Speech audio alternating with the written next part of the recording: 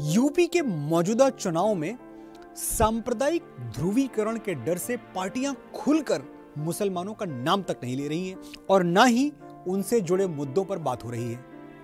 लेकिन हर दल की नजर मुस्लिम वोट बैंक पर गड़ी है, इसमें कोई शक नहीं है। दरअसल दूसरे वोटरों से अलग मुसलमानों की अपनी समस्याएं हैं। सुरक्षा हो या फिर आर्थिक और सामाजिक पिछड़ेपन की समस्या, मुसलमान इनसे लगातार जूझ रहे हैं।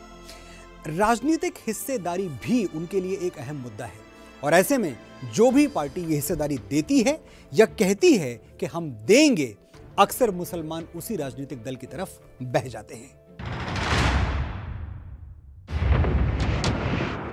साल 2011 की जनगणना के मुताबिक देश में करीब 18 करोड़ यानी 14% आबादी मुस्लिम है। आबादी के अनुपात के हिसाब से संसद में 76 मुस्लिम सांसद होने चाहिए, लेकिन 2014 के चुनाव में सबसे कम 23 मुस्लिम सांसद लोकसभा पहुंचे। वहीं 17वीं लोकसभा यानी 2019 के चुनाव में 27 मुस्लिम सांसद चुने गए। ऐसे में संसद में मुस्लिमों की मौजूदगी आबादी के अनुपात में महज 4% है। देश के चुनावी इतिहास पर नजर डालें तो 1952 से लेकर 1977 तक देश में कांग्रेस थी। तब भी लोकसभा में मुस्लिम सांसद सिर्फ 2 से 7% ही थे। सबसे अधिक 49 मुस्लिम सांसद 1980 में चुने गए थे। इसके बाद से अब तक यह आंकड़ा कम ही हुआ है। दिलचस्प बात यह है कि 2014 में बहुमत के साथ जीतने वाली बीजेपी पहली ऐसी पार्टी बनी जिसके पास एक भी निर्वाचित मुस्लिम सांसद नहीं था, जबकि 2019 में पश्चिम बंगाल के विष्णुपुर से सौमित्र खान बीजेपी के इकलौते सांसद हैं। खास बात यह है कि देश भर में लोकसभा की 35 सीटें ऐसी हैं जहां मुस्लिम वोटर 30% से ज्यादा, 38 सीटों पर 21 से 30% और 145 सीटों पर 11 से 20% मुस्लिम वोटर हैं। लोकसभा की 218 सीटें ऐसी हैं जहां मुस्लिम मतदाता अपना प्रभाव रखते हैं।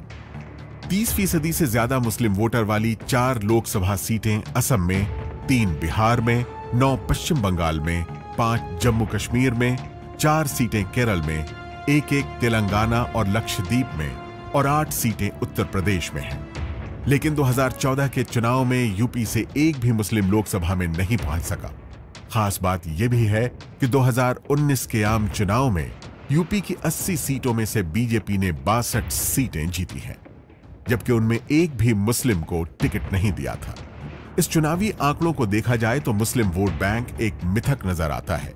यूपी और पूरे देश में बीजेपी के हिंदू उम्मीदवारों का जीतना भी इस बात को गलत साबित करता है कि मुस्लिम समुदाय के लोग सिर्फ मुस्लिम उम्मीदवारों को ही अपना वोट देते हैं। अगर ऐसा होता तो यूपी की 80 में से उन 36 लोकसभा सीटों पर बीजेपी शायद कभी नहीं जीतती, जहां मुस्लिम आबादी 20% से ज्यादा है। इन चुनावी आंकड़ों से यह भी जाहिर होता है कि एक और हिंदू वोट एकजुट होकर जहां बीजेपी की तरफ खिंच रहा है, वहीं दूसरी तरफ मुस्लिम वोट कांग्रेस और क्षेत्रीय पार्टियों के बीच भी बंटता रहा है। जिन राज्यों में कांग्रेस की सीधी लड़ाई बीजेपी से है, वहां ज्यादातर मुस्लिम वोट कांग्रेस को मिलता रहा है। लेकिन उत्तर प्रदेश, बिहार, आंध्र प्रदेश, तमिलनाडु, पश्चिम बंगाल, असम और दिल्ली जैसे राज्यों में मुस्लिम वोटर मजबूत स्थानीय पार्टियों का रुख कर रहे हैं।